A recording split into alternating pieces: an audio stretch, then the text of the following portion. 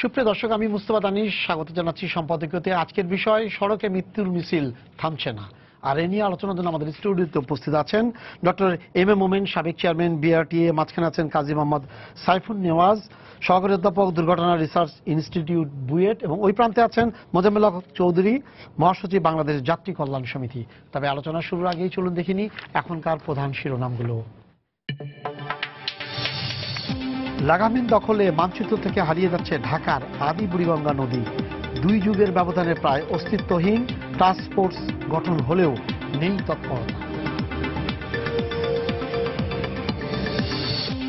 রাজধানী থেকে 90 জেএমবির আধ্যাত্মিক নেতা মাওলানা আবুল কাশেম গ্রেপ্তার। জঙ্গিবাদে উস্কানিমূলক বিভিন্ন বইয়ের লেখক সে, 7 দিনের রিমান্ড মঞ্জুর।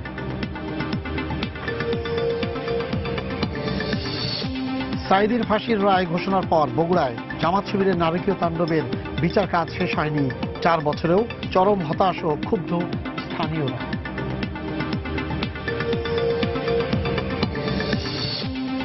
মগবাজার ফ্লাইওভারে নিয়ন্ত্রণ হারিয়ে বন্দি বহনকারী প্রিজন ভ্যান উল্টে চালক সহ কয়েকজন আহত। কেরানীগঞ্জের কেন্দ্রীয় কারাগার থেকে 24 বন্দীকে নেওয়া হচ্ছিল কাশিমপুরে। এবং কুমিল্লা সিটি নির্বাচনে বিএনপি ঐক্যবদ্ধ হলেও আওয়ামী লীগের রয়েছে কিছুটা মতভেদ। বলছেন নেতারা দলীয় স্বার্থকে ঊর্ধ্বে রেখে কাজ করতে চান মেয়র প্রার্থীরা। মোমিন ভাই, এই রাস্তাঘাট এই জিনিসগুলো গত কয়েকদিন ধরে এটাই চলছে, আমরা বিভিন্নভাবে এই জিনিসগুলো, একটা পরিসংখ্যান বলছে, সব তথ্য সঠিক কিনা সেটা নিয়ে আমারই আছে, এর থেকে সংখ্যাটা হয়তো বেশি হবে, পত্রিকাতে ওইভাবে আসেও না। তো 21 দিনে দেখা গেছে 200 বেশি মারা গেছে। আজকেও সিরাজগঞ্জে একটা ট্রাক একটা ভ্যান গাড়ির উপরে উঠে পড়েছে, তাতে 2 জন মারা গেছে। এখন আমরা তো গত কয়েকদিন আগে দেখলাম যে একজনের যাবজ্জীবন কারাদণ্ড দেওয়া হয়েছে পরিকল্পিত হত্যা অভিযোগ এনে, তার বিরুদ্ধে এই জন্য গাড়ি ভাঙচুর, পুলিশের গাড়ি থেকে আরম্ভ করে কোনো জায়গায় কোনো কিছু বাকি রাখেনি। তাদের বক্তব্য আপনারা নিশ্চয়ই দেখেছেন। তারা বলছে কি, তারা বলছে গাড়ি এটা তো মেশিন, আমি তো ইচ্ছা করে মারি না। যদি ইচ্ছা করে না মেরে থাকে তাহলে গাড়ি ওইভাবে আরেকজনের গাড়ির উপরে উঠে যায় কি করে? তো এই যে বিচারের যে ইয়েটা আছে এবং সেই বিচারের নিয়মগুলোতে একদম মিনিমাম পানিশমেন্টটা পর্যায়ে চলে আসছে এবং এদেরকে কোনো মতেই থামানো যাচ্ছে না। আমি বলি, আমরা যে সমাজে বাস করি আমাদের মধ্যে অনেক ধরনের বৈপরীত্য কাজ করে। আমরা সুবিচার চাই, আবার যখন সুবিচার প্রয়োগ করা হয় তখন আবার রিয়েক্ট করি। এখানে আপনার 2টা মৃত্যু, একজন চলচ্চিত্র পরিচালক এবং একজন টিভি ব্যক্তিত্ব, তাদের দুর্ঘটনা এবং সেই থেকে মৃত্যু। আরেকটি ঘটনা, সাভারে একজন ড্রাইভার ইচ্ছাকৃতভাবে তার উপর দিয়ে গাড়ি চালিয়ে তাকে হত্যা করেছে। তো যদি হত্যাই হয়ে থাকে সেক্ষেত্রে হত্যার যে বিচার হওয়া দরকার সেই বিচারটি আমরা কামনা করব এবং সেই বিচারই হয়েছে। আদালতের রায়ে যদি কেউ সংক্ষুব্ধ হন, সেই সংক্ষুব্ধ হওয়ার জন্য আমার তো রাস্তায় আমাকে মিছিল করার দরকার নেই, সেটা করার জন্য আমাকে তো অন্য যাত্রীকে জিম্মি করার দরকার নেই, সরকারকে বিব্রতকর অবস্থায় ফেলার দরকার নেই।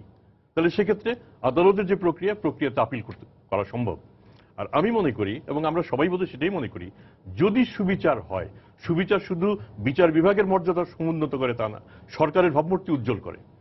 এখানে 2টি ঘটনাতে সরকারের ভাবমূর্তি উজ্জ্বল হওয়ার মতো একটি ব্যাপার ছিল। সে জায়গাটায় দুর্ভাগ্যবশত আমরা দেখলাম যে এদেশের সাধারণ মানুষ এবং কোনো কোনো ক্ষেত্রে মনে হয়েছে সরকারকেও বোধহয় আমরা জিম্মি করে ফেলছি। এটি অত্যন্ত অনাকাঙ্ক্ষিত।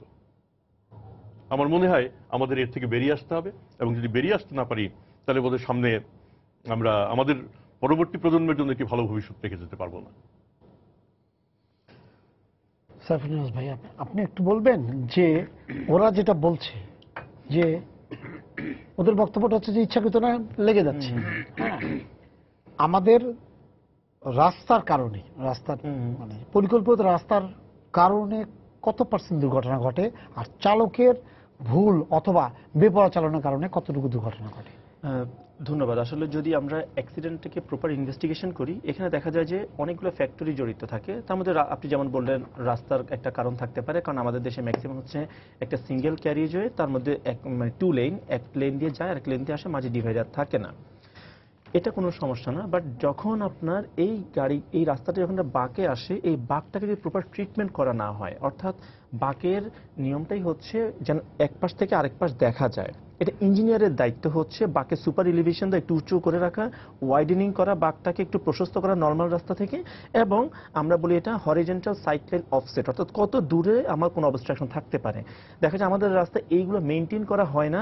মেনটেন না করার ফলে হয় কি, চালক দেখা যায় অনেক সময় বাঁকের এই পাশ থেকে ওপাশ দেখতে পারে না, ফলে কিন্তু সে দেখা যায় বিপরীত লেনে চলে গিয়ে হয়তো চেষ্টা করে ওভারটেকটা করার জন্য অনেক ক্ষেত্রে। এইসব কারণে অ্যাক্সিডেন্টগুলো যদি ঘটে থাকে তাহলে অবশ্যই এখানে ইঞ্জিনিয়ারকেও এখানে দায় নিতে হবে, কারণ সে এটা মানে সে তার হয়তো জানা থাকুক ইন্টেনশনালি আর আনইনটেনশনালি এমন একটা সিচুয়েশন ক্রিয়েট করলে যেটা অ্যাক্সিডেন্ট ঘটাচ্ছে। সেকেন্ড হচ্ছে চালকের কারণে হয়। ফাইনালি আপনার এইরকম পরিস্থিতিতে বাঁকে ওভারটেকিং বা ওভার স্পিডিং নিষেধ। এটা একজন চালকের প্রথমে সে গাড়ি স্টিয়ারিং ধরা মানে তার এটা জানা থাকতে হবে, আমি ধরে নিব যে তার এটা জানা আছে। বাঁক দেখলেই সেখানে ওয়াইডেনিং থাকুক বা না থাকুক, ইঞ্জিনিয়ার যেভাবে করুক, আমার সচেতনতা হচ্ছে আমি গাড়িটা স্লো করবো, ওভারটেকিং করবো না। এবং এই কারণে যদি কোনো অ্যাক্সিডেন্ট হয় সেখানে চালকেরও কিন্তু দায়বদ্ধতা আছে। আমরা আমাদের গবেষণায় যতটুকু দেখেছি সাধারণত দেখা যায় যে অনেক ক্ষেত্রেই যেমন আপনার ইঞ্জিনিয়ারিং ফল্ট থাকে, সাধারণত দেখা যায় 40 থেকে 45% ক্ষেত্রে দেখা ইঞ্জিনিয়ারিং ফল্ট থাকে, এরপরে থাকে ভেহিকেলে কিছু ফল্ট থাকে, এবং পাশাপাশি ওভারঅল দেখা যাচ্ছে চালকের কিন্তু প্রায় আপনি 50 থেকে 50% ক্ষেত্রে আমরা দেখি চালকের নেগলিজেন্সিটা থাকে। যেমন হচ্ছে যে আমার রাস্তা খারাপ থাকতে পারে, আমার ভেহিকেল যে কোনো ফল্ট করতে পারে, কিন্তু একজন দক্ষ চালক বা নিরাপদ চালক হচ্ছে সেই যেগুলো মাথায় রেখে গাড়িটা চালাবে।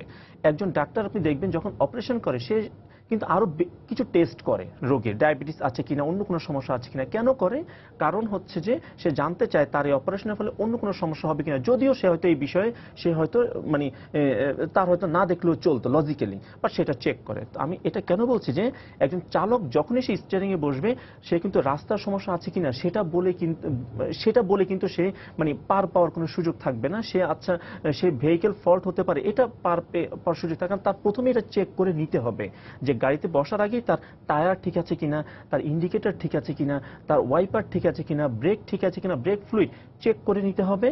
এবং তার হচ্ছে রাস্তায় অনেক সিচুয়েশন ঘটতে পারে, একটা ডাইনামিক বিষয়, রাস্তায় যে কোনো সিচুয়েশন ঘটতে পারে। আজকে যে রাস্তাটা সে ওয়াইড দেখছে, হঠাৎ করে একটা পথচারী চলে আসতে পারে, হাট বাজার রয়েছে আমাদের রাস্তায়, যে কোনো সময় যে কোনো একটা বাচ্চা অনেক সময় দৌড় দিয়ে চলে আসতে পারে, এটা কিন্তু তার মাথায় রাখতে হবে। এই সিচুয়েশনগুলো যদি মাথায় না রেখে সে গাড়ি চালায়, আমরা কিন্তু তখন নিরাপদ চালক বলতে পারবো না তাকে, এবং ডেফিনেটলি এখানে কিন্তু তাকে দায় নিতে হবে যদি কোনো অ্যাক্সিডেন্ট ঘটে থাকে। আমি একটু ওনার কাছ থেকে টেনে আমি ছোট্ট একটা পরিসংখ্যান দিচ্ছি। 505টা অ্যাক্সিডেন্টের উপর একটা স্টাডিতে দেখা যাচ্ছে 70% হচ্ছে হিউম্যান ফ্যাক্টর, ওখানে ওরা 23% বলতেছে রোড ফ্যাক্টর, আর 7% ভেহিকেল ফ্যাক্টর, আর বাকি অল্প কিছু অন্যান্য ইস্যু। আমার ইস্যুটা হচ্ছে এই 70% এই যে হিউম্যান ফ্যাক্টর, তার ড্রাইভারের হতে পারে, পথচারীর হতে পারে, অন্য কারো হতে পারে। ভেহিকেল ফ্যাক্টর যেটা, আপনি যখন গাড়িটা বের করবেন, এটা কিন্তু বিদেশে একেবারে প্রথম কাজই হচ্ছে সকালে গাড়িটা বের করার আগে প্রথম কাজ হচ্ছে গাড়িটা ঠিক আছে কিনা। গাড়িটা যদি রোড ওয়ার্দি না হয় সেই গাড়িটা বেরোবে না। তাহলে আমরা যে গাড়িটা রাস্তায় চলার মতো না সেই গাড়িটাকে আমরা বের করছি। এখন প্রশ্ন হচ্ছে বিআরটিএ সার্টিফিকেট দিচ্ছে, ফিটনেস সার্টিফিকেট দিচ্ছে, বাট এই ফিটনেস সার্টিফিকেট কিন্তু 1 বছরই ফিটনেস যে গাড়িটা থাকবে তার গ্যারান্টি নেই। ফিটনেস সার্টিফিকেট দেওয়ার 5 দিন পরেও গাড়িটা আনফিট হয়ে যেতে পারে। তাকে সেই ফিটনেসটা বুঝতে হবে, এই অংশটুকু বুঝতে হবে যিনি গাড়িটা চালাবেন তিনি, সে গাড়ির মালিকই চালাক আর ড্রাইভারই চালাক, এটা একটা। আর অধ্যাপক সাহেব যে কথাটা বললেন সেটা খুব পারফেক্ট। আমরা আমাদের রাস্তাগুলি ত্রুটিপূর্ণ, সন্দেহ নাই কোনো, কিন্তু এই ত্রুটিপূর্ণ রাস্তা অতিক্রম করে আমরা যেতে পারবো সেরকম একটি কনভিন্সিং পরীক্ষায় পাশ করে আমরা কিন্তু ড্রাইভিং লাইসেন্স পাওয়ার কথা। তাহলে সেক্ষেত্রে এটিও খুব বড় ফ্যাক্টর নয়। তাহলে তার মানে পুরো ব্যাপারটি এসে কিন্তু যাচ্ছে হিউম্যান ফ্যাক্টর। কাজে হিউম্যান ফ্যাক্টর এলিমিনেট করার দায়িত্ব যিনি চালকের আসনে বসে থাকেন মূলত তারই। হ্যাঁ মোজাম্মেল ভাই, এখানে যেটা আছে যে এখন যে জিনিসগুলো হচ্ছে গত কয়েকদিনে যেটা হয়েছে, এবং প্রতি বছর আমরা বলেই যাচ্ছি কিন্তু এটা কমছে না, হয়তো কমছে, গত বছর মনে কমেছে একটু, কিন্তু একদম বেপরোয়া যেটা আছে, বিভিন্ন সময় আন্দোলন সবকিছু হচ্ছে, তাহলে এটা এই জায়গায় থেমে থাকছে কেন? মানে চালক বা যেই দায়ী থাকুক, বা বাস যেমন চালকরা বলছে যে তাদের মানে শারীরিকভাবে ভালো থাকার কোনো সুযোগ সুবিধাই মালিকরা দেয় না। আমি আপনাকে ধন্যবাদ জানাই এবং আপনার মাধ্যমে, সময় টিভির মাধ্যমে গত 1 সপ্তাহ এই যে দুটো ঘটনাকে, দুটো মামলার রায়কে কেন্দ্র করে যে নৈরাজ্য হয়েছে, এই নৈরাজ্যে সারা বাংলাদেশে যে সমস্ত যাত্রীরা অবর্ণনীয় দুর্ভোগে ছিল তাদেরকে আমি সহমর্মিতা জানাচ্ছি। তার মধ্য দিয়ে আমরা একটা বলতে চাই, আমরা মোটা দাগে যে বিষয়টা লক্ষ্য করেছি সরকার যখনই এই বেপরোয়া চালনা বা পরিবহন জগতের যে সামগ্রিক বিশৃঙ্খলা, এটাকে যখনই একটা আইনের শাসনের মধ্য দিয়ে পরপর দুটো মামলায় যুগান্তকারী বিচার মানে সরকার একটা বার্তা দিতে চেয়েছিল যে আমরা এখানে একটা আইনের শাসন প্রতিষ্ঠা করতে চাই, এই নৈরাজ্য থামাতে চাই, এই গণমিছিল, মৃত্যুর যে গণমিছিল, এটাকে আমরা থামাতে চাই। তার মধ্যে আমরা যেটা লক্ষ্য করলাম, সরকার সমর্থক যারা সরকারের অনেকেই দায়িত্বে রয়েছেন, গুরুত্বপূর্ণ দায়িত্ব আছেন, তারা সরকারকে জিম্মি করে, জনগণকে জিম্মির মধ্য দিয়ে সরকারকে জিম্মি করে সুকৌশলে তাদের ক্ষমতা প্রদর্শনের মধ্য দিয়ে চেয়েছে বাংলাদেশে এই বেপরোয়া হত্যাকাণ্ডে আইনের শাসন প্রতিষ্ঠা করা যাবে না, সড়কে বিশৃঙ্খলা আমরা করব, আপনারা কিচ্ছু করতে পারবেন না। কিন্তু এমনটি যদি হয় তাহলে সরকারের যে বিশাল বিশাল অর্জন, এই অর্জনগুলো কিন্তু ম্লান হয়ে যাবে। সরকার এই বাংলাদেশে সড়কের অবকাঠামো নির্মাণে ব্যাপক সাফল্য অর্জন করেছে, আজকে জাতীয় অর্থনীতির প্রবৃদ্ধিতেও অনেক উন্নতি করেছে। সরকার চেষ্টা করছে, আমরা মনে করছি এই দুটো মামলার রায়ের মধ্য দিয়ে আমরা যে বার্তাটা পেলাম, আমরা মনে করছি সরকার এই সেক্টরকেও একটা শৃঙ্খলিত সেক্টর করতে চায়। আমরা মনে করব যারা সরকার প্রতিনিধিত্ব করে সরকারের সাথে থেকে শ্রমিক জগতের নেতৃত্ব দিচ্ছে বা মালিক জগতের নেতৃত্ব দিচ্ছে, তারা সরকারকে সহযোগিতা করবে, তাহলেই বাংলাদেশে পরিবহন জগতে যেমন একটা শৃঙ্খলা ফিরে আসবে, তার মধ্য দিয়ে কিন্তু সুফলভোগী তারাই হবেন। একটা ফোন আছে, দর্শক আপনার পরিচয় দিয়ে প্রশ্ন করুন। জি, আসসালামু আলাইকুম। ওয়ালাইকুম আসসালাম। রাসেল বলছি জয়পুরহাট থেকে।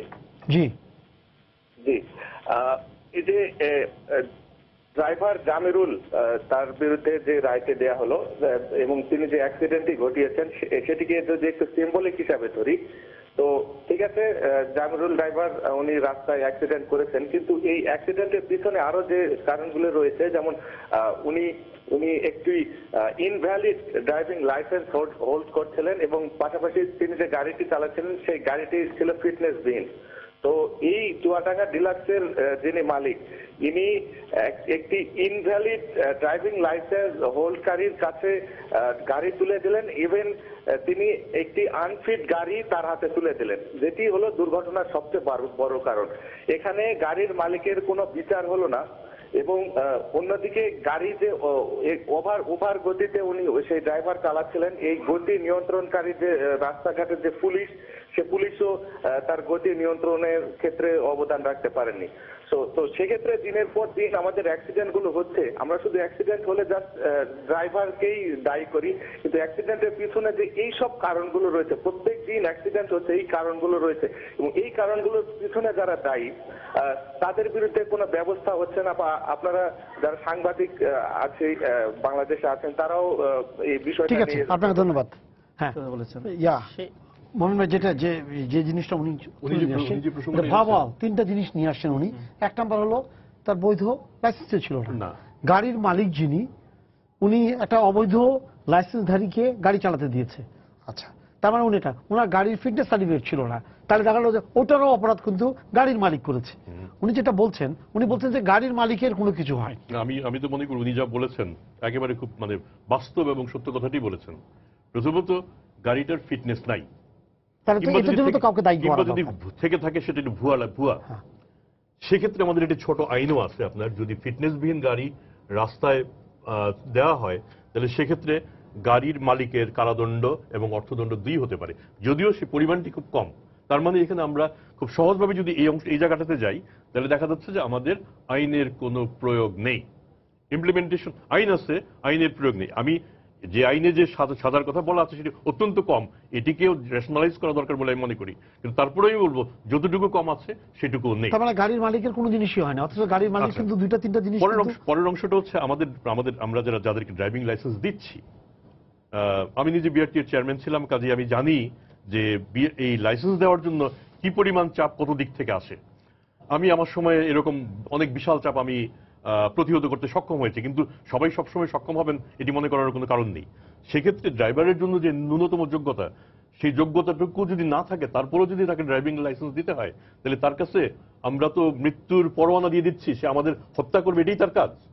কাজে সেক্ষেত্রে আমার মনে হয় এটা আরো উনি যে প্রসঙ্গটা বলেছেন আরো গোড়া থেকে হাত দেওয়া দরকার। আমরা শুধু প্রতিষ্ঠান, মালিক এবং এর সাথে জড়িত অন্যান্য বড় বড় কর্তৃপক্ষ যারা বিভিন্ন সময় আমাদেরকে জিম্মি করতে পারেন তাদের। আরেকটি হচ্ছে আপনার যেমন ড্রাইভিং লাইসেন্স, ভুয়া ড্রাইভিং লাইসেন্স। ভুয়া ড্রাইভিং লাইসেন্সের সংখ্যা অসংখ্য। আচ্ছা, এখন আপনি বলুন, আমি নিজে বিআরটির চেয়ারম্যান থাকা অবস্থায় আমি ভুয়া ড্রাইভিং লাইসেন্সের দায়িত্ব কি বিআরটি নিতে পারে? বিআরটি নেবে যে লাইসেন্সটা সে দিয়েছে সেটার। ভুয়া লাইসেন্স তো আপনার ইস্যু হয় নীলক্ষেতে, ভুয়া লাইসেন্স ইস্যু হয় ইয়েতে কি বলে আপনার বাইতুল মোকাররমের পাশে, যশোরে আমি দেখে এসেছি বেনাপোলের পাশে ভুয়া লাইসেন্স ইস্যু হয়। তাহলে সেক্ষেত্রে ওই লাইসেন্স, ওই ফিটনেস সার্টিফিকেট, এটার দায়িত্ব বিআরটি এর পক্ষে নেওয়া সম্ভব না। বিআরটিও একটা ছোট প্রতিষ্ঠান, তারপরেও বিআরটি এর আরো অনেক এফিসিয়েন্সি দরকার। এবং সব মিলিয়ে যেটা দরকার সেটা হচ্ছে আপনার এনফোর্সমেন্ট অফ ল। আপনার শুধু আইন থাকলে হবে না, যেটুকু আইন আছে সেই আইনের প্রয়োগ থাকতে হবে। দুর্ভাগ্যবশত আমাদের এখানে আইনের প্রয়োগ খুবই কম। মাত্র 2টা প্রয়োগ আমরা দেখলাম, তাতে আমরা দেখলাম দেশে কি উলটপালট অবস্থা। আমার মনে হয় আমাদের এখন একটা শক্ত ভূমিকা নেওয়ার সময় এসেছে। আমরা যেটা এই মামলাটা আমরা যেভাবে পর্যবেক্ষণ করি, আমাদের একজন দর্শক যেভাবে বলছিল, আমরাও হতাশ।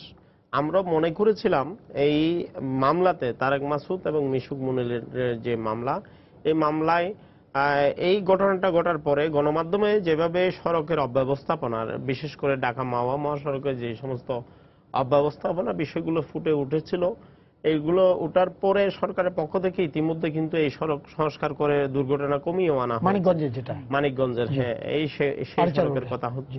বর্তমান সরকার এটা সংস্কার করে দুর্ঘটনার হার একেবারে অনেক কমিয়ে নিয়ে এসছে। কিন্তু সেই সময়ে যারা এই রকম অব্যবস্থাপনা ছিল, যে ব্ল্যাক স্পট গুলো ছিল, এই সড়ক মনিটরিং এর যারা দায়িত্বে ছিল, আমরা মনে করেছিলাম এই মামলাতে তারা আসামি হবে এবং সাজা ভোগ করবেন। তারা, আমরা হতাশ হয়েছি। আমাদের প্রসিকিউশন পক্ষ তাদেরকে আদালতে যথাযথ তথ্যপাত্র উপস্থাপন নিশ্চয়ই করতে পারেনি। এবং এই যে মালিক ফিটনেসবিহীন যানবাহন রাস্তায় নামায়, তার বিরুদ্ধেও শাস্তি হবে এমনটি আমরা আশা করেছিলাম। আইন আছে, কিন্তু আপনি যদি উপস্থাপন না করেন তাহলে পক্ষ থেকে যদি এই তথ্যপাত্রগুলো ঠিকমতো আদালতে উপস্থাপন করতে না পারে, তাহলে আদালতের পক্ষে এই বিষয়গুলো তো পর্যবেক্ষণ করা, এই বিষয়গুলোতে রায় দেওয়া সম্ভব হয়নি। এটা আমাদেরকে হতাশ করেছে। আমরা শুধু তাই নয়, আমরা দেখতে পাচ্ছি বাংলাদেশের সড়ক দুর্ঘটনা যে হারে হচ্ছে, এই হারে যদি মামলা হয় তাহলে কিন্তু আদালত, বাংলাদেশে যে বিদ্যমান আদালত আছে, এই বিদ্যমান আদালতও সামাল দিতে পারবে না। কিন্তু আমরা দেখছি প্রতিটি প্রায় 60%, 70% ঘটনাতে কোনো মামলা হচ্ছে না। মামলা হচ্ছে মাত্র 20 থেকে 25% দুর্ঘটনার ক্ষেত্রে। তাও আবার এই মামলাগুলো আদালত পর্যন্ত গড়াচ্ছে না। এটা চার্জশিট হচ্ছে না, চার্জশিট দেওয়ার আগেই মামলা সাক্ষী প্রমাণ পাওয়া যায় না। কিন্তু সর্বশেষ যখন সরকার এই জায়গাতে হাত দেওয়ার চেষ্টা করলো, তখনই কিন্তু তারা তাদের যে পেশি শক্তি, এটা প্রদর্শন করার মধ্য দিয়ে আমাদের যে আগামী প্রজন্ম, তাদেরকে একটা ভুল বার্তা দেওয়ার চেষ্টা করলো।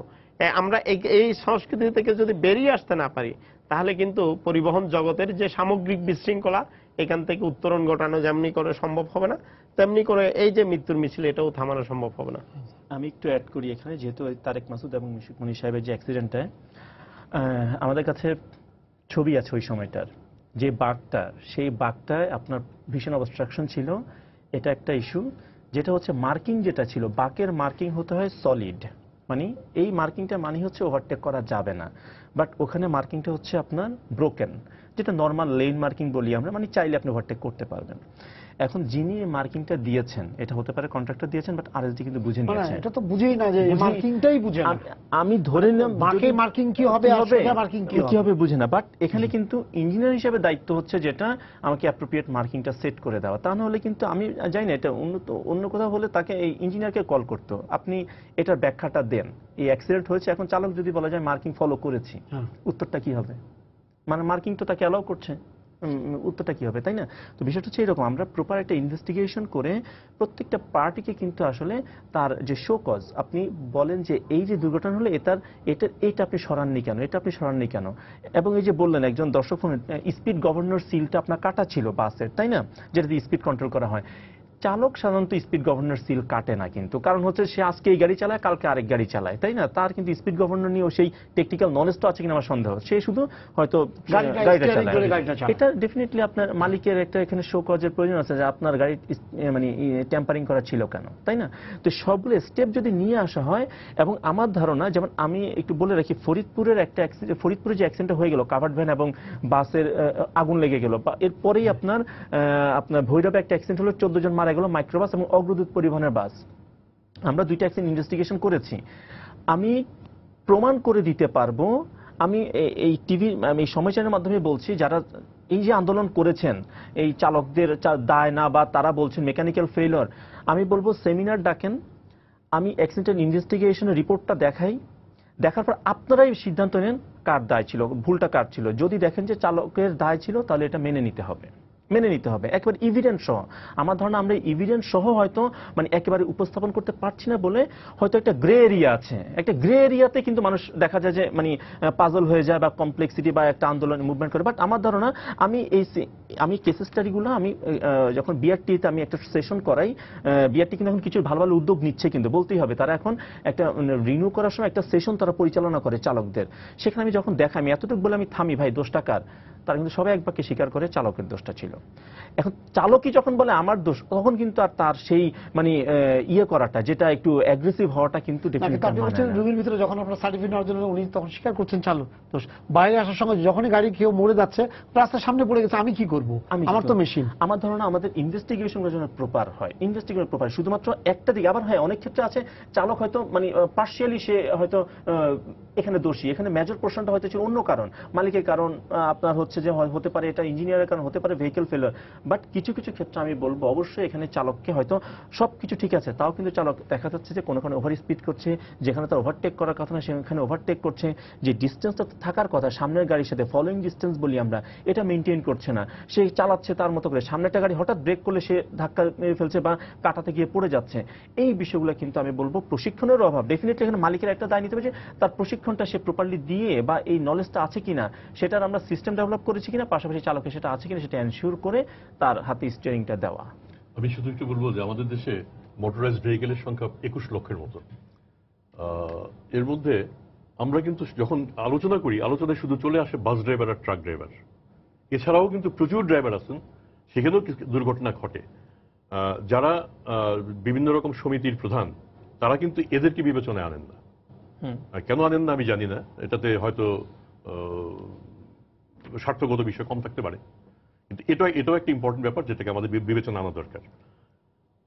আমরা যেসব হিউম্যান ফ্যাক্টরগুলির কথা বলছি, ইউরোপ আমেরিকাতে যেটা হয়, মালিক গাড়ি দিলেন, গাড়ি ড্রাইভার বুঝে নিল, ড্রাইভার যদি মনে করে না গাড়িটা চালাবার মতো না, ড্রাইভার কিন্তু সেখানেই গাড়িটা রিজেক্ট করে। যে কারণে ইউরোপ আমেরিকাতে মালিক অনেক ক্ষেত্রে বেঁচে যান, কারণ ওই রিজেক্ট করার ক্ষমতাটা ড্রাইভারের। দুর্ভাগ্যবশত আমাদের এখানে ড্রাইভার গাড়ি রিজেক্ট করেন এমন ঘটনা খুব কম, এবং ড্রাইভার রিজেক্ট করার যে জ্ঞান, সেই জ্ঞানও অনেকের আসলে নেই। কাজে সেক্ষেত্রে এটা একটা, আমার মনে হয় আমাদের একটা, যদি কি বলবো আর কি, এটাকে একটা কম্প্রিহেনসিভ একটা স্টাডি করে তারপরে একটা বড় ধরনের প্রোগ্রাম নিয়ে তারপর এগোতে হবে। এটা ফোন আছে, দর্শক আপনার পরিচয় দিয়ে প্রশ্ন করুন। জি, থ্যাংক ইউ। হ্যালো, আসসালামু আলাইকুম। ওয়ালাইকুম আসসালাম। যে আমি ইশতিয়াক বলছি চট্টগ্রাম থেকে। জি, আপনাদের অনুষ্ঠান খুব ভালো লাগছে, তো আমি একটু মতামত দিতে চাচ্ছি। জি বলেন। এই যে রাস্তায় যেভাবে উচ্ছৃঙ্খলভাবে গাড়ি চালানো হচ্ছে, কারা চালাচ্ছে, কিভাবে চালাচ্ছে, এগুলি বিশ্লেষণের ব্যাপার আছে। তো আমার মনে হয় পুরো গাড়িতে যদি আপনাদের ভেহিকেল ক্যাম লাগানো থাকে, যদি রেকর্ডিং সিস্টেম থাকে, ফর এক্সাম্পল ঢাকা থেকে চট্টগ্রাম একটা গাড়ি আসবে, সেই ক্যামেরাটা রেকর্ড করবে এই 6 ঘন্টার জার্নিতে গাড়িটা কিভাবে চললো, এটাকে বিশ্লেষণ করে রাজনৈতিক সিদ্ধান্ত কিংবা মন্ত্রণালয়ের সিদ্ধান্তের মাধ্যমে এটাকে নিয়ন্ত্রণ করা যায় কিনা। দ্বিতীয়ত আমাদের যে রাস্তার যে আমাদের যে শৃঙ্খলার যে ব্যাপারটা, যে কোনো উন্নত দেশে বলি, এটা আপনার আমাদের কালচার, সভ্যতার ব্যাপার আছে এখানে। আর এই গাড়ির ক্ষেত্রেও রাস্তা দেখলে বোঝা যায়, ট্রাফিক দেখলে বোঝা যায় আমরা কতটুকু সভ্য। এই সভ্যতাকে আমাদেরকে ধরে রাখতে গেলে এই জিনিসগুলি করা দরকার আমার মনে হয়। আপনারা কি বলেন? জি, খুব আমাদের জাতিসত্তার উপরে বিষয়টা এসে গেছে। আমি শুধু ড্রাইভারের দোষ সেটা বলবো না, আমরা যদি ঢাকার বড় রাস্তাগুলিতে পথচারী পারাপার আমরা যদি দেখি, পাশেই ফুট ওভার ব্রিজ, কিন্তু আমরা ফুট ওভার ব্রিজ ব্যবহার করছি না, আমরা যাচ্ছি রাস্তা কোনাকুনি কিভাবে পার হওয়া যায়। 2005 সালে আমি সিটি কর্পোরেশনের প্রধান নির্বাহী কর্মকর্তা ছিলাম। সে সময় একটা রাস্তার কিছু উন্নয়ন হয় এবং উন্নয়নের পরে রাস্তাতে মানে কারণ বাজারে যে আমার এই আন্ডারপাস, ফার্মগেটের ফুট ওভার ব্রিজ, এগুলি আমরা তখন এই রাস্তাতে মিডিয়ানের মধ্যে কাঁটাতার দিলাম যাতে যাত্রী পারাপার ঠেকানো যায়। এটা দেওয়ার পরে তারপরে পত্রিকাতে সম্পাদকীয় হলো, মানে মূলত আমাকে লক্ষ্য করেই যে এটা এক ধরনের অসভ্যতা, আমরা এত সভ্য জাতি, আমাদের কাঁটাতার দিয়ে কেন আটকানো হচ্ছে। এবং মানে আমি নিজেও তখন মানে ওই কাঁটাতারের সাথে মানে কি বলবো লাঠি নিয়েও আমি দাঁড়ালাম যে ঠিক আছে কিছু লোক ঠেকাবো, যতক্ষণ থাকি ততক্ষণ থাকি, কিন্তু যখনই চলে যাই তখন এই জে ওয়াকিং আবার শুরু হয়। কাজেই মানে আমি ড্রাইভার অসতর্ক সন্দেহ নাই কোনো, কিন্তু পথচারী হিসেবে আমিও তো সতর্ক নই। যেখানে আমার আন্ডারপাস আছে, যেখানে আমার ফুট ওভার ব্রিজ আছে, সেখানে কেন আমি ফুট ওভার ব্রিজের নিচ দিয়ে যাব, কেন আমি পাশের রাস্তা দিয়ে যাব? কাজে এটা বোধহয় এই উনি যে প্রসঙ্গটা বললেন, আমার মনে হয় এই সভ্যবোধ আমাদের সবারই হতে হবে, শুধু ড্রাইভারকে সভ্য হলে হবে না। আমি একটু মানে ওনার কথা ভেহিকেল ক্যাম্প যেটা লাগাতে বলেছেন, আমি একটু আশার কথা শোনাতে চাই। সেটা হচ্ছে যে আমরা মানে একটা সাস্টেনেবল সলিউশনের একটা প্রোগ্রাম আমরা ডেভেলপ করেছি বুয়েটের এআরআই থেকে। সেখানে 5টা পার্টি, বুয়েটের পক্ষ থেকে ARI, roads and highway, BRTA বা হাইওয়ে পুলিশ এবং হচ্ছে যে আপনার ফায়ার সার্ভিস, 5টা পার্টি মিলে আমরা প্রোগ্রাম দিতে যাচ্ছি গভর্নমেন্টকে, যেটা হচ্ছে আমরা রাস্তার কিছু দূর পরপর প্রায় 2 থেকে 3 কিলোমিটার পরপর স্পিড রাডার গান ক্যামেরা থাকবে, যেটা হচ্ছে আপনার অপটিক্যাল ফাইবার দ্বারা আমরা মনিটরের মাধ্যমে একটা কন্ট্রোল রুম করে সেটাতে ভিজিলেন্স করা হবে বাইরে দেশে যেটা থাকে, এবং যে কোনো গাড়ি যদি কোনো আপনার ওভার স্পিডিং করে বা কোনো অ্যাক্সিডেন্ট হয়, ইমিডিয়েট আমরা এখানে 40 কিলোমিটার করে একটা ব্লকে ভাগ করছি রাস্তাকে। প্রতিটা ব্লকের জন্য দায়িত্বপ্রাপ্ত একটা হাইওয়ে পুলিশের টিম এবং একটা ফায়ার সার্ভিসের টিম থাকবে যারা রেস্কিউ অ্যান্ড ইমার্জেন্সি ম্যানেজমেন্টের জন্য থাকবে। তাকে ইমিডিয়েট মেসেজটা দিয়ে দেওয়া হবে, সে যে তার কাজটা করবে। পাশাপাশি যদি কোনো ওভার স্পিডিং চলে, ওভারটেকিং করে, সেটা পুলিশের থ্রুতে সঙ্গে সঙ্গে আমরা গাড়িকে রাস্তায় থামাবো না। কারণ এখন যেটা হচ্ছে কি হচ্ছে, পুলিশ হাইওয়ে পুলিশ চেষ্টা করছে, কিন্তু তারা কিন্তু মামলা করছে, প্রতিনিয়ত মামলা হচ্ছে, বাট ওই গাড়িটা হঠাৎ করে থামাতে গিয়ে সে কিন্তু অ্যাক্সিডেন্ট ঘটাচ্ছে। আবার অনেক সময় আমরা দেখেছি যে মানে পুলিশকে দেখে সিএনজি গুলা ঘুরে মানে কোনো দিকে না তাকিয়ে মানে ঘুরে খেয়ে কিন্তু পেছনে কি গাড়ি আসছে কিনা অ্যাক্সিডেন্ট ঘটাচ্ছে। ঠিক আছে, ভয় পাচ্ছে, অ্যাটলিস্ট ভয় পাচ্ছে, যাই হোক এটাও একটা ইমপ্রুভমেন্ট। তবে আমরা চাচ্ছি গাড়ি আমরা থামাবো না, তাকে গাড়ি সে চলে যাবে, তবে আমরা তাকে কিন্তু ফাইনের ব্যবস্থা, অটোমেটিক মালিক আছে ফাইন বাইরে। এই প্রোগ্রামটা ডেভেলপ দিতে যাচ্ছি অলরেডি প্রায় শেষ পর্যায়ে। পাশাপাশি আমরা ড্রাইভার তৈরি করা ইনস্টিটিউট, এটা বিআরটি এর সাথে আমরা এই প্রোগ্রামটা দিতে যাচ্ছি, বিআরটি লিড করবে, যেটা হচ্ছে যে আমরা ড্রাইভার ইনস্ট্রাক্টর তৈরি করা, ইনস্টিটিউট তৈরি করা। এবং এই প্রোগ্রামের আওতায় আমরা হিসাব করে দেখেছি আমরা প্রায় 30,000 দক্ষ নিরাপদ চালক আমরা তৈরি করতে পারবো, যাদেরকে আমরা ফুললি স্কলারশিপ দিব। 1.5 মাসের একটা তারা রেসিডেন্সিয়াল ট্রেনিং করবে, ফুললি এটা সিমুলেশন ট্রেনিং থাকবে, তার রোড টেস্ট থাকবে, মক টেস্ট থাকবে, থিওরি ট্রেনিং থাকবে, সবকিছু করে সেই জন্য একটা দক্ষ এবং নিরাপদ চালক হয়ে বের আসতে পারে। এভাবে আমরা প্রায় 30,000 চালককে বের করতে পারবো। এবং এটা শুধু এক্সক্লুডিং ছোট গাড়ির মধ্যে আছে বা আপনারা এটা অলরেডি আমরা প্রোগ্রাম ডিপিপি যেটা বলা হয় প্রোগ্রাম আমরা তৈরি করছি, শেষ পর্যায়ে এটা কিছুদিন ভিতরে আমরা সরকারের কাছে উপস্থাপন করব। এবং এখানে কিন্তু সবাইকে নিয়ে কত কোটি টাকার প্রজেক্ট এটা আমরা এখনো প্রোগ্রামগুলো ডেভেলপ হচ্ছে, ফাইন্যান্সিয়াল বিষয়গুলো কিন্তু আস্তে আস্তে আসবে, কতটুকু খরচ হবে আমাদের এটা আস্তে আস্তে আসবে।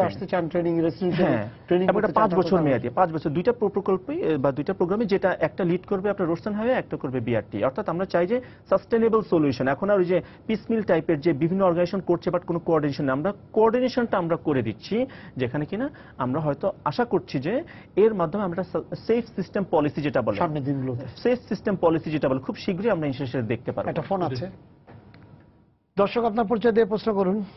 হ্যালো, আসসালামু আলাইকুম, আমি শরীফুল ইসলাম নাটোর থেকে বলছিলাম। জি বলেন। আমার প্রশ্নটা হচ্ছে কাজী নওয়াজ, ওনার কাছে বুয়েটের অ্যাসিস্ট্যান্ট প্রফেসর, ওনার কাছে যে বাংলাদেশের যে সমস্ত রোড এন্ড হাইওয়ে আছে সেগুলো নির্মাণকালে কোনো ত্রুটি বিচ্যুতি যদি পরিলক্ষিত হয়, বুয়েট সেখানে ইন্টারফেয়ার করতে পারে কিনা? বিশেষ করে রোড সাইনগুলো যে সমস্ত রোডে আছে, রোড সাইনগুলো কি পর্যাপ্ত মানে সঠিকভাবে রোড সাইনগুলো নির্দেশনা রোড সাইডের নির্দেশনা সঠিকভাবে আছে কিনা এবং ড্রাইভাররা এটা ঠিকভাবে বুঝে কিনা, এটা কি বুয়েট কর্তৃপক্ষকে এটা কখনো মনিটর করার ক্ষমতা তাদের আছে কিনা। জি। এবং আমি জানতে চাই যে বাংলাদেশের যা রোড অ্যান্ড হাইওয়েজ অথরিটি আছে, এলজিআরডি মিনিস্ট্রি, এলজিআরডি কর্তৃপক্ষ আছে, সিটি কর্পোরেশন আছে, তাদের মধ্যে কম্পারেটিভ স্টাডি করে তারা কি কোনো সিদ্ধান্ত নিতে পারছেন যে কোন সংস্থার রোড সাইনগুলো মানে সঠিক বা কোন সংস্থার রোডগুলো মানে বৈজ্ঞানিক ভিত্তিতে সায়েন্টিফিক্যালি নির্মাণ করা হয়েছে, তাদের কোনো স্টাডি আছে কিনা? জি।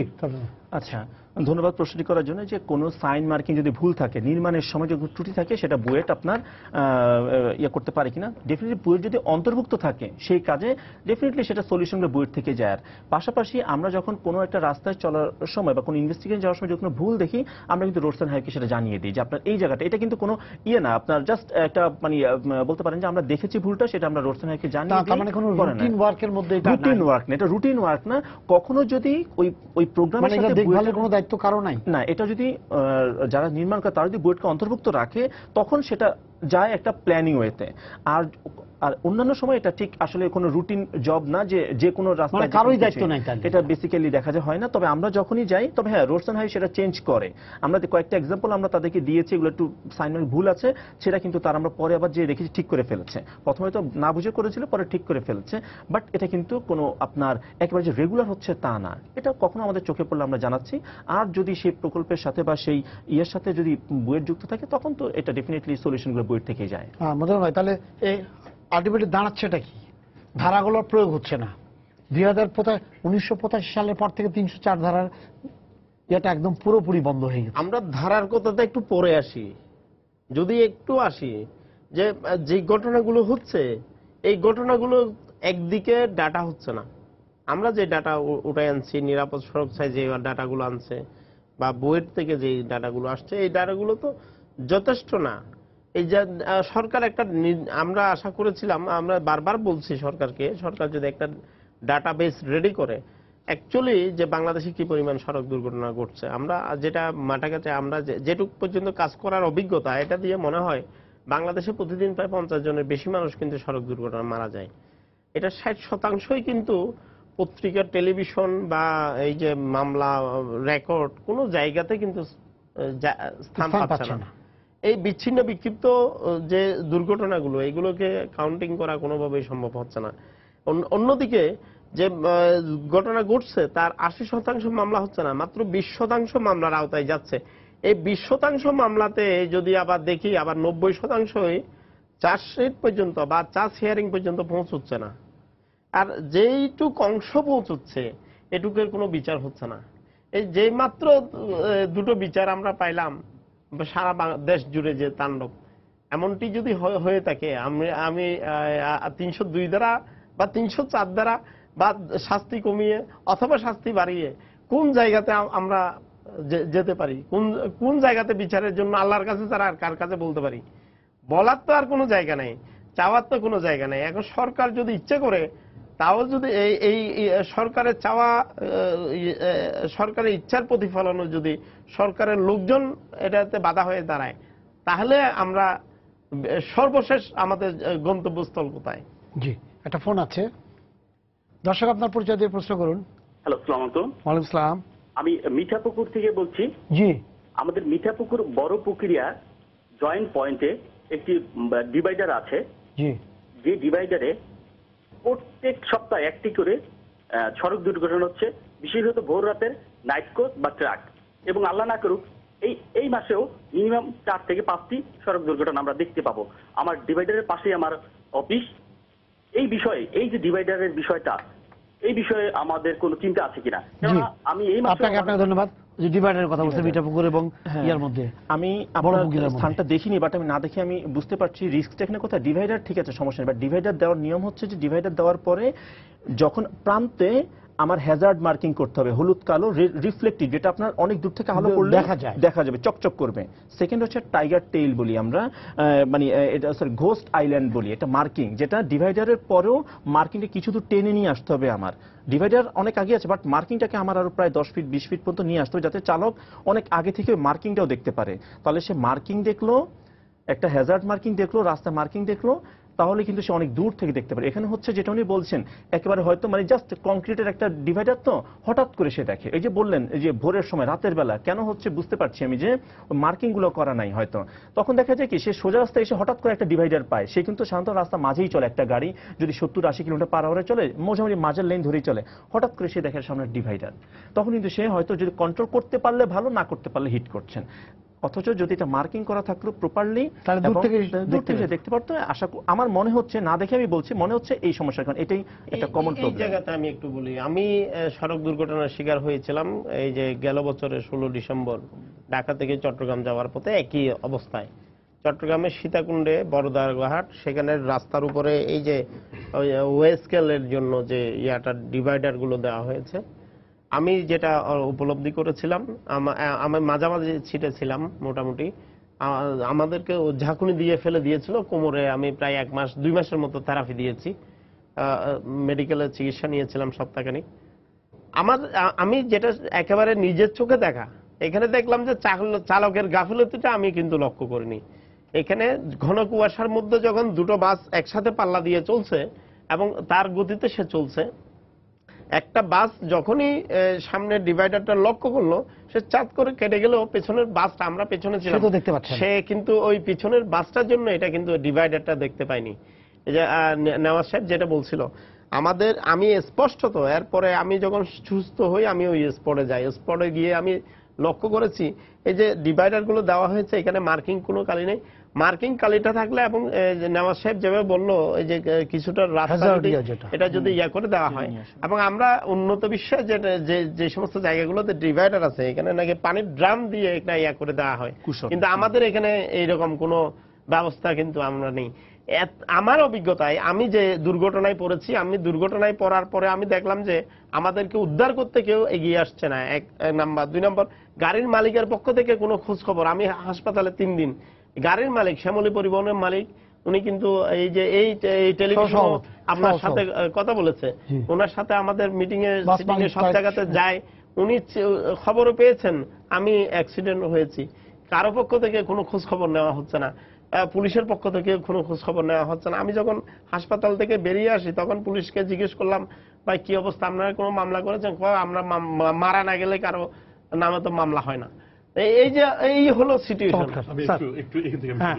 মারা না হলে মামলা হয় না, মারা গেলেও মামলা হয়। বলছেন, উনি বললেন যে মারা না গেলে আমাকে পুলিশ এই কথা বলেছে। ঠিক আছে, আমি নিজে দেখেছি মারা গেলেও মামলা হয় না। সেক্ষেত্রে এটা হচ্ছে আপনার হাইওয়েতে, আমি একসময় চিটাগাং কক্সবাজার এলাকায় চাকরি করতাম, যে সীমানাদের সাথে আমার যোগাযোগটা, সেই সময় আপনার রাস্তা হাইওয়েতে যদি একটা লোক মারা যায় পরবর্তী সময়, এবং যদি ট্রেস করা না যায় কোন গাড়ি বা কোন ট্রাক মেরেছে, সেই সময় ওই মৃতের আত্মীয় স্বজনরা এসে লিখিতভাবে দেয় থানার ওসির কাছে যে আমরা এই ব্যাপারে কোন রকম মামলা মোকদ্দমা করব না, লাশটা আমাদের বিনা ময়নাতদন্তে দিয়ে দেওয়া হোক। এই কিন্তু রেকর্ড থেকে বেরিয়ে গেল আর কি। কাজেই আপনি মারা গেলেও যে মামলা হয় তাও না, এটা একটু খেয়াল রাখতে হবে। আমি একটু ছোট্ট আপনার পুরনো একটা বিষয় থেকে আসছি। মাঝখানে ডিভাইডার দেওয়ার একটা লাভ হচ্ছে আপনার হেড অন কলিশনটা হচ্ছে না। মুখোমুখি সংঘর্ষে প্রায় 35 থেকে 40 ভাগের মতো যত দুর্ঘটনা মৃত্যু সেখান থেকে হয়, এটা একটা ভালো দিক আছে। সেই সাথে যদি আপনার বাকি যে ডেকোরেশনগুলি, রোড ডেকোরেশন, সেটা যদি ঠিকভাবে করা যায় তাহলে আমার মনে হয় এই সংকট থেকে বাঁচা যাবে। আরেকটি বিষয়, আরেকজন প্রশ্ন করেছিলেন যে রাস্তাঘাটে চিহ্ন, রাস্তার ভুল কনস্ট্রাকশন, এগুলির ক্ষেত্রে বুয়েট কোন রকম হস্তক্ষেপ করতে পারে কিনা। আমি ঢাকায় যখন স্ট্র্যাটেজিক ট্রান্সপোর্ট পলিসি যখন হয়, আমি তখন ছিলাম একটা মেম্বার সেক্রেটারি, সভাপতি ছিলেন জামিলুর রেজা চৌধুরী স্যার, এবং তখন সেই সময় আমরা এই বিষয়গুলি একাধিকবার আলোচনা করেছি এবং আমরা চেয়েছি যে হাইকোর্ট যেমন আপনার আমরা দেখতে পাচ্ছি কোন একটি অন্যায় যদি ঘটে তাহলে সেক্ষেত্রে সুও মোটো একটা রুল দিতে পারে, শতপ্রণোদিত হয়ে একটা রুল দিতে পারে। তো সেক্ষেত্রে এখন সমস্যা হচ্ছে, ধরেন অ্যাক্সিডেন্ট রিসার্চ সেন্টারই হোক কিংবা বুয়েটই হোক, তাদেরও তো সম্পদ, লোকবল এগুলি সীমাবদ্ধ। সেক্ষেত্রে নতুন একটা রাস্তা হচ্ছে, রাস্তাতে যদি আপনার বুয়েট যদি পার্টি না হয়, one of the stake holder না হয়, তাহলে সেখানে বুয়েটকে ঢুকতেই দেবে না। এটা হচ্ছে বাস্তবতা। আমরা চেষ্টা করেছি অনেক রাস্তাতেই। হ্যাঁ, এখন ভুল ধরা পড়লে ব্যক্তিগত সম্পর্কের কারণে আপনি ভুল করেছেন, কাজটা ভাই ঠিক করে দেন, সেটা কখন ঠিক করবে, হয়তো চিহ্নটা ঠিক করবে, কিন্তু কনস্ট্রাকশন হয়ে গেছে আপনার একটা শোল্ডার, আপনি রং শোল্ডার তৈরি করে ফেলেছেন, সেটা কিন্তু তখন আর ঠিক হয় না। কাজে সেক্ষেত্রে আমার মনে হয় আজকে এটা একটা আমাদের জন্য একটা ভালো ফোরাম। এই টোটাল ওভারসি করার জন্য আমরা বুয়েটকে দায়িত্ব দিতে পারি কিনা সেটি বোধহয় আমাদের চিন্তা করা দরকার। যদি সরকার মনে করে বুয়েটের সাথে আরো কয়েকটি সংস্থাকে মিলিয়ে দিতে পারে, যে যখনই কোনো রকম ব্যত্যয় ঘটবে, যখনই কোনো রকম অসঙ্গতি চোখে পড়বে, তারা সরকারকে জানাবে, কর্তৃপক্ষকে জানাবে এবং সেটা সংশোধনের ইমিডিয়েট ব্যবস্থা নেওয়া হবে। একটা ফোন আছে, শেষ পর্যায়ে আছি আমরা। দর্শক, আপনার পরিচয় দিয়ে প্রশ্ন করুন। আসসালামু আলাইকুম। ওয়ালাইকুম আসসালাম। আমি নারায়ণ থেকে ফোন করছি। আমি জি। একজন ট্রাক মহাজন। জি, ট্রাক মহাজন বলেন। আমি বলতে চাইতেছি, আপনারা সড়কের মিছিল বা মৃত্যু মিছিল যদি বন্ধ করতে চান, জি। তাহলে সারা বাংলাদেশে প্রত্যেকটা রাস্তাকে 1 বাই করতে হবে। দেখুন ঢাকা চিটাঙ্গের রাস্তাটা কতটা অ্যাক্সিডেন্ট কত কম হয়, আর অন্য অন্য দিকে দেখেন সামনাসামনি অ্যাক্সিডেন্টটা বেশি হচ্ছে। যদি আপনারা শুধু রাস্তা সারা বাংলাদেশে 1 বাই 1 করা হয়, তাহলে অনেক অ্যাক্সিডেন্ট কমে যাবে, এটা আমাদের বিশ্বাস। আর একটা জিনিস, সারা বাংলাদেশে যতটাই ট্রাক ড্রাইভার বা বাস আছে, তারা কিন্তু শতকরা 50% ড্রাইভারই আপনার নেশার সাথে জড়িত থাকে। তখন এই নেশা থামাবে কে? এটা তো আপনাদের দায়িত্ব যে আপনি কাকে ড্রাইভার হিসাবে নিয়োগ দিচ্ছেন। না, আমরা তো মালিকরা গাড়ি কিনে জিম্মি হয়ে যাচ্ছে কিছু কিছু ড্রাইভারের কাছে। ও, ভালো ড্রাইভার আচ্ছা। আমাদের কাছে আপনি তো যদি ভয়াবহ রাখতে তথ্য চায়, দিলেন তারা এটা। আমাদেরকে আরো বেশি ডিমান্ড চায়। আমরা মালিকরা অনেক সময় যদি আমরা চেষ্টা করি যে একটা ড্রাইভার আমার কাছে আসলে সে কি কারণে অন্য একটা মালিকের কাছ থেকে আসলো, এটা কিন্তু আমরা মালিকরা যাচাই করি না, আমরা তাকে গাড়ির চাবি দিয়ে গাড়ি দিয়ে দিচ্ছি। জি, আপনাকে ধন্যবাদ। আপনাকে ধন্যবাদ। খুবই- শেষ মিনিটে উনি যেটা বলেছেন ভয়াবহ তথ্য। খুবই একটা তথ্য হচ্ছে যে নেশা করছে, 50% ড্রাইভার নেশা করছে যারা ট্রাক এবং বাসে দিয়ে চলছে। 2 নম্বর, তারা নিয়ন্ত্রণ করতে পারছে না। 2 নম্বর হচ্ছে যে একটা ড্রাইভার আরেক জায়গা থেকে চলে আসছে, কেন আসছে সেটা মালিককে জিজ্ঞেস করে না। তার মানে সবকিছুই আমি ধরেন 50% আমি এই বিতর্কে না গিয়ে নেশা যে কেউ কেউ করছেন তাতে তো সন্দেহ নাই, সেক্ষেত্রে কিন্তু স্পেসিফিক আইন আছে। আপনি প্রথমবার নেশা করে যখন রাস্তায় নামবেন আপনার 3 মাস পর্যন্ত কারাদণ্ড হতে পারে, দ্বিতীয়বার যখন আপনি ধরা পড়বেন তখন আপনার 2 বছর কারাদণ্ড হতে পারে। কাজে আইন আছে। আবার ঠিক আরেকটি প্রসঙ্গ যখন এসলো, স্পিডিং, 2টা গাড়ি প্রতিযোগিতা করছে, স্পিডিং করলে পর্যন্ত আপনার মানে কারাদণ্ডের বন্দোবস্ত আছে। আমাদের সেই ইমপ্লিমেন্ট করি নাই। আর উনি যেটা ফাইনালি যে কথাটা বললেন সেটা হচ্ছে গাড়ির যিনি মালিক তিনিও জিম্মি। আমার মনে হয় জিম্মির সংখ্যা মানে যারা আস্তে আস্তে ভয়াবহ আস্তে আস্তে বেড়ে যাচ্ছে।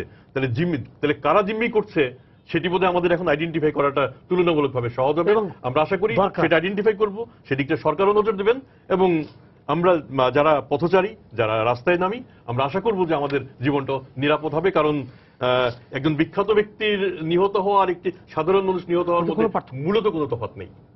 তো আপনাদের ধন্যবাদ। সময় শেষ হয়ে গেছে। তবে আমরা আশা করবো এর পাশাপাশি শুধুমাত্র ড্রাইভার তিনি নন, যিনি রাস্তায় চলাফেরা করেন, হ্যাঁ, আমাদের মতো যারা আছে তাদেরও কিন্তু সচেতন হওয়া দরকার। রাস্তায় হাত দেখিয়ে পার হয়ে যাচ্ছেন, যেটা কোনো মতেই কাম্য না। এবং ওই স্পিড থামানো, যে কোনো জায়গায় থামানো কিন্তু খুব কঠিন। গাড়ি একটা 60 মাইল বা 40 মাইল বেগে যখন আসে, তারপরে যখন দেখা যায় হঠাৎ করে সে হাত দিয়ে পার হয়ে যাচ্ছে, তাকায়ও না। রাস্তায় অবস্থাটা এরকম যে ড্রাইভার থামাবে, ড্রাইভার দেখতে পাচ্ছে আমার দেখার দরকার নাই। এরকম একটা অ্যাটিটিউড কিন্তু আমাদের মধ্যে প্রচন্ডভাবে কাজ করছে। তো আপনাদেরকে ধন্যবাদ স্টুডিওতে আসার জন্য। সবাইকে শুভেচ্ছা জানিয়ে শেষ করছি আজকের সম্পাদকীয়। আগামীকাল আবারও দেখা হবে রাত 10টায়। দেখার আমন্ত্রণ রইল। শুভরাত্রি।